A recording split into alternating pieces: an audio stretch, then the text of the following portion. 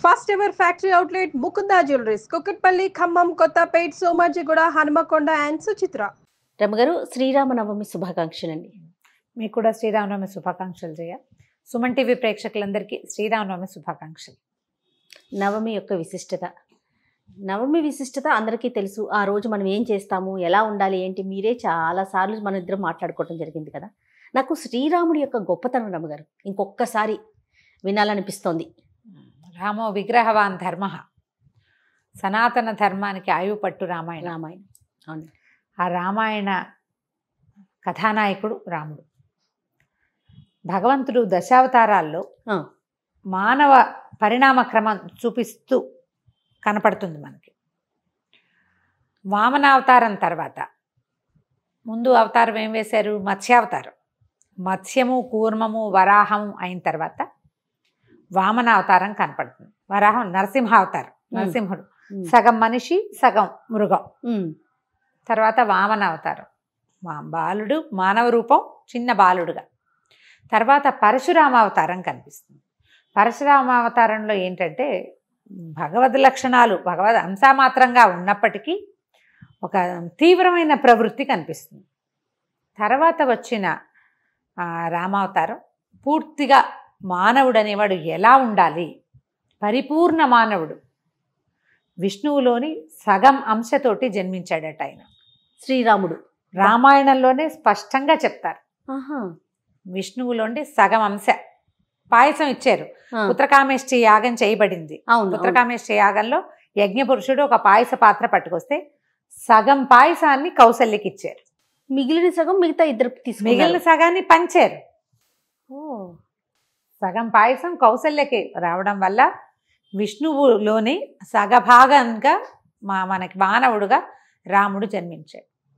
కళ్యాణ గుణాలు కలిగినవాడు, పైగా ఏమిటంటే ఇలా ఒక ప్రత్యేకమైన లక్షణాలు ఉన్నవాడు. ప్రతిదీ ప్రత్యేకమే కదా. వీరత్వము, ధీరత్వము, శూరత్వము ఉండి దాంతోపాటు కరుణా సముద్రుడిగా కూడా కనపడతాడు రాముడు. మామూలుగా వీర ధీర శూరులు అంటే ఏమిటి? వాడు కత్తే తిప్పుతాడు, అవునవును, బాణమే వేస్తాడు. వాడి మనసులో మృదుత్వమో మెత్తదనమో ఉండే అవకాశమే లేదు. దుఃఖము, కరుణ అలాంటివి ఏమి ఉండకూడదు. కరుడు గట్టిపోయి ఉంటారు, క్రూరంగా ఉంటారు. పరశురాముడిలో అది కనపడుతుంది మనకి, కానీ రాముడిలో అది కనిపించదు.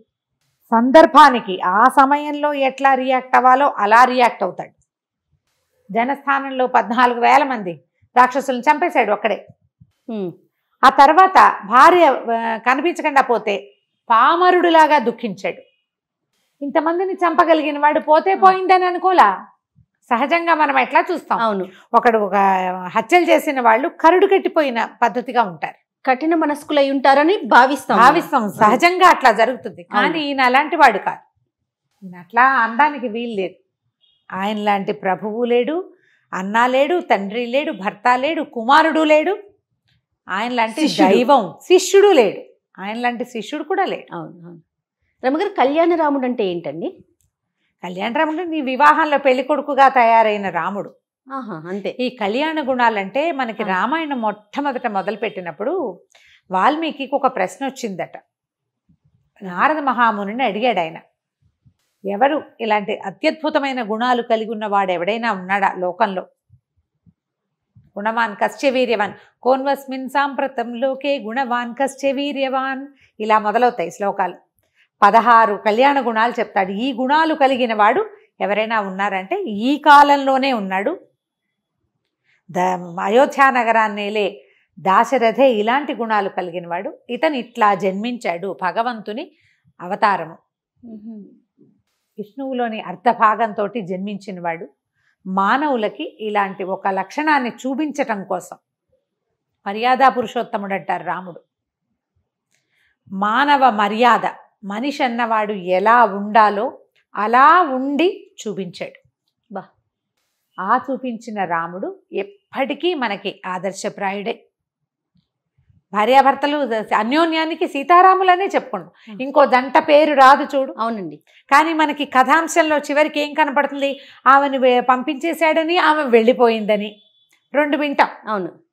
ప్రశ్న కూడా మనకు అది వస్తుంది. అంత కష్టపడి అక్కడెక్కడికో వెళ్ళి ఎక్కడి నుంచి ఎక్కడికి నడిచాడమ్మా? అవును. ఎన్ని వేల కిలోమీటర్లు నడిచాడు అడవిలో ఆవిడ కోసం. ఏకంగా మొత్తం సౌత్కి వచ్చేసాడు కదా, ఎక్కడ దండకారణ్యం. అక్కడి నుంచి భార్య కోసం ఏ సహాయము లేకుండా వెతుక్కుంటూ వచ్చి లక్షల మంది రాక్షసుల్ని సంహరించి, అది కూడా ఆయన తీసుకున్న సహాయం ఏమిటి? కోతులు. ఇంత పని చేసి ఆమెను తీసుకెళ్ళి అగ్నిపునీతం చేసి తీసుకెళ్ళి కూడా ఎందుకు పంపించేశాడు అనేది ఒక ప్రశ్న వస్తుంటుంది. అవును అవును. కానీ దంపతుల అనురాగం అన్యోన్యతకి సీతారాములే పంపించేశాడన్నమాట ప్రశ్నగా ఉంటుంది. పంపేశాడు కాబట్టి వీళ్ళకి అన్యోన్యం లేదని మనం అనలేకపోతాం. అవును, అనుకోలేకపోతాం. అసలు ఊహ కూడా రాదు మనకి. ఇంకొక జంటని చెప్పగలమా? అసలు అసాధ్యం రాము గారు, అసలు లేనే లేదు. అది రాముడి గొప్పతనం. అది ఆయనలో ఉన్నటువంటి ఆ కళ్యాణ గుణాల విశేషమే అది. ఇవి కాకుండా ఈ రామ శబ్దం అదేంటంటే, ఈ రా అనంగానే, రా అనేసరికల్లా మన లోపల నుంచి నెగిటివ్స్ అన్నీ బయటికి వెళ్ళిపోతాయట. సమస్త పాపక్షయం పాపాలు వెళ్ళిపోతాయి బయటికి. మా అనంగానే క్లోజ్ అయిపోతుంది.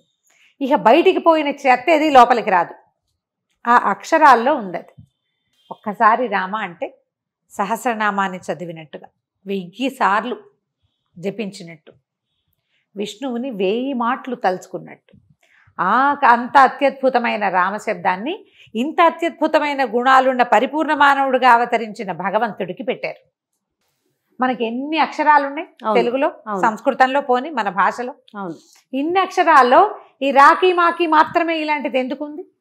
ఆ ఉన్న అత్యద్భుతమైన విషయాన్ని ఈ ప్రభువుకి ఇచ్చి దాన్ని భూలోకవాసులకి అప్పచెప్పారు. మనకి ఋషులు మునులు ఎలాంటి వాళ్ళు జయ, ఎంత విజనరీ పీపుల్. ప్రపంచాన్ని ముందుకి చూడగలరు. మనం ఏం చూస్తాం? 10 ఏళ్ళకి ప్లాన్ చేసుకుంటాం అంతే. అది ఒక 2వ రోజునే ప్లాన్ పాడైపోయే అవకాశం ఉంది. ముందు నాటికి ఏం జరగబోతోందో మనం ఏనాడు ఊహించలేం. ఏదో వేగ్గా ఒకటి వస్తుంది. ప్రపంచం మొత్తం ఏం జరగబోతోందో మనకి 1000 సంవత్సరాల నాటి ఋషులే చూసి ముందుగానే చెప్పారు మనకి. ముందుగానే ఇది పెట్టుకోండి, నామజపం చేయండి, ఈ యుగంలో ఇది చేయాలి, ఈ యుగంలో ఇది చేయాలి, ఈ యుగంలో ఇది చేయాలి, ఈ కలియుగంలో నామ సంకీర్తనం చేయాలని చెప్పారు. నువ్వు ఆ మాట అనుకుంటూ ఉండు. నీలో ఉన్న నెగిటివ్ ఎనర్జీ బయటికి పోతుంది. నెగిటివ్ ఫోర్సెస్ నిన్ను అంటే తప్పు వైపుకి నెట్టేసేవన్నీ తగ్గిపోతాయి. అంతే. వాటిని మళ్ళీ లోపలికి రానివని అక్షరం కూడా దాని వెనకాలే ఉంది. అది చేసుకో. ఇది ఎంత ఆలోచించి చేసుంటారు.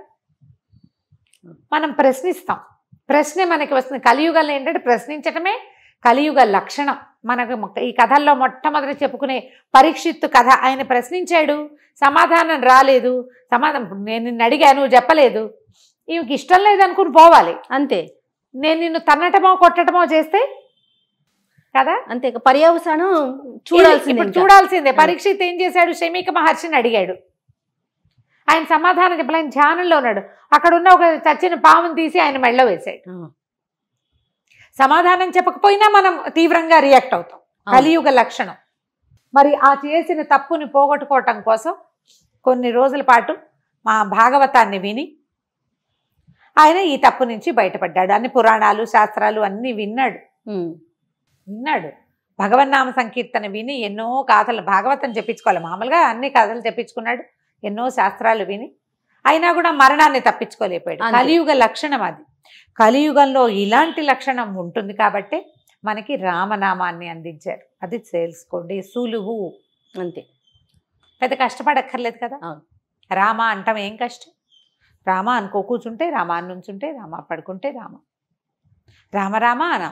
ప్రతిదానికి ఏదైనా తప్పు జరిగింది నేను చేయలేదు అని చెప్పడానికి రామ రామ అనొచ్చు. ఎంత తప్పు జరిగింది అనడానికి రామ రామ అనొచ్చు. నువ్వు అన్నిసార్లు అంటే క్రమంగా తప్పు చేసే ఉద్దేశం నుంచి నువ్వు బయటకు వచ్చేస్తావు.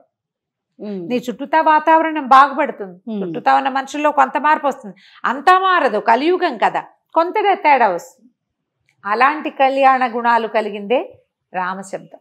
ఆ రాముడిని ఈ రోజున కొలుచుకుంటాం, ఆయనకి కళ్యాణం చేసుకుంటాం.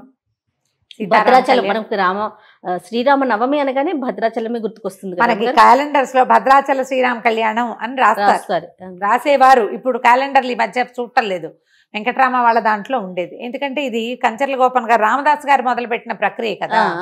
మామూలుగా ఈ పుట్టినరోజు నాడు వివాహాలు చేయటం అనేది లేదు. అవును, మనకి ఏ జయంతి నాడు హనుమ జయంతి, శ్రీకృష్ణ జయంతి ఎన్ని వస్తాయి. అవును. వినాయక చవితి. వివాహాలు చేయంగా మనం, చెయ్యము. జన్మతిథి నాడు వివాహం చేయటం అనేది ఎక్కడా లేదు, ఏ దేవుడికి జరగదు. మనకు కూడా వివాహాది తిథులు నిర్ణయించేటప్పుడు జన్మతిథిలో చేయరు అనుకుంటున్నాను జయ, నేను చెయ్యరు. ఓకే. ఇది అది చూసుకుంటే తిథిలో కాదు, జన్మ నక్షత్రంలో చెయ్యరు బహుశా. ఇప్పుడు ఏంటంటే మనం జన్మ నక్షత్రం ఈ తిథి నాడు, శ్రీరామనవమి నాడు, ఆ రోజు రాముల వారి నక్షత్రమైన పునర్వసు కూడా కలిసి వస్తే ఇంకా విశేషమట. కొంచెం అటు ఇటుగా పోతుంది, ప్రతిసారి కరెక్ట్గా రాకపోతుంది. తిథి నియమమే పెట్టుకుంటాం. సీతా కళ్యాణం ఈ రోజునే మనం శ్రీరామనవమి రోజునే కళ్యాణం జరిపించుకోవచ్చు, మన ఇంట్లో చేసుకోవచ్చు. ఒక పురోహితుని, మన వాళ్ళని, చుట్టాల పక్కాలని పిలుచుకుని విశేషంగా చేసుకుంటే, ఆడపిల్లలకి పెళ్లి కావాల్సిన ఆడపిల్లలు ఉంటే వాళ్ళకి రాముడు లాంటి భర్త లభిస్తాడు. మనకు ఆడపిల్లలే లేకపోతే సీతాదేవిని కన్యాదానం చేసిన ఫలితం మనకు లభిస్తుంది. పిల్లలు, ఆడపిల్లలు పుడతారు, అది కూడా చెప్తారు ఇంట్లో కళ్యాణంగా మనము. అవును. దీంతో పాటుగా మనం చేసుకునేవి ఏంటంటే పానకము, వడపప్పు. పానకంలో కాస్త సొంటిపొడి, మిరియాల పొడి వేసి పానకం. ఇప్పుడు ఎండాకాలం మొదలవుతుంది, చైత్రమాసం కదా. అవునవును. ఎండాకాలం మొదలవుతుంది. ఈ నవరాత్రులు మొదటి రోజు నుంచి, ఉగాది రోజు నుంచి మొదలుపెట్టి 9 రోజులు కళ్యాణానికి జరగవలసినటువంటి అన్ని రకాల విధులు జరిపి 19వ నాడు కళ్యాణం చేసుకోవటం ఒకటి. 10వ నాడు పట్టాభిషేకం చేసుకుంటారు. ఒకవేళ ఇలా కళ్యాణాలు పట్టాభిషేకాలు చేయకపోతే మనం దీని రోజున, శ్రీరామనవమి రోజున పుత్రకామేష్టి యాగం, శ్రీరామ జననం చదువుకోవచ్చు, సీతా కళ్యాణ ఘట్టం చదువుకోవచ్చు, పట్టాభిషేక సర్గ చదువుకోవచ్చు రామాయణంలోంచి. ఓకే. పట్టాభిషేకం కూడా చదువుకోవచ్చు. దశమి నాడు పట్టాభిషేకం చేస్తారు చాలా చోట్ల. భద్రాచలంలో కూడా పట్టాభిషేకం జరుగుతుంది, నా జ్ఞాపకం ఉంది. రమ్మగారు, అక్షతలకి ప్రత్యేకమైన స్థానం ఉందంటారు, ఏంటండి? అక్షతలు అంటే తలంబ్రాలకి. ఈ తలంబ్రాలు పోయించేవారు. ఇప్పుడు మనకి తెలుగు పెళ్లిళ్లలో తలంబ్రాలు ఉంటాయి, మనకి ఇంకెక్కడా కనపడదు చూడు. అవును. రాముల వారి మన భద్రాచలంలోనే రామదాస్ గారే ప్రవేశపెట్టారు.